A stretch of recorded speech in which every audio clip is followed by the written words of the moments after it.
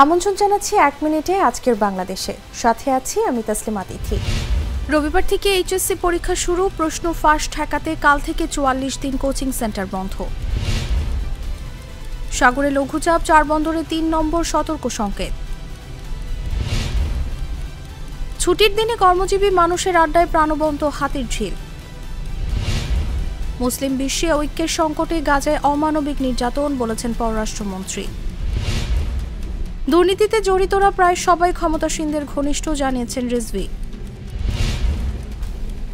রাজধানীতে ট্রাকের ধাক্কায় মোটরসাইকেল আরোহী 2 ভাই নিহত। চট্টগ্রামে মার্কেটে আগুন, ধোঁয়ায় দম বন্ধ হয়ে 3 জনের মৃত্যু। কমেনি মরিচের দাম বেড়েছে পেঁয়াজের।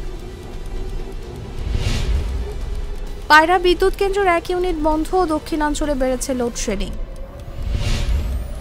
ভরা মৌসুমেও বাজার চড়া, 250 টাকার নিচে নেই বিদেশি ফল।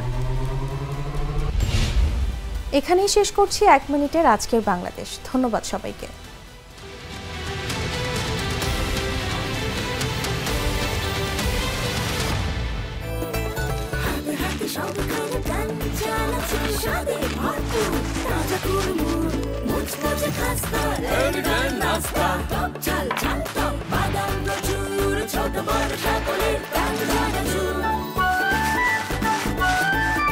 স্বাদে ভরপুর প্রাণ চানাচুর।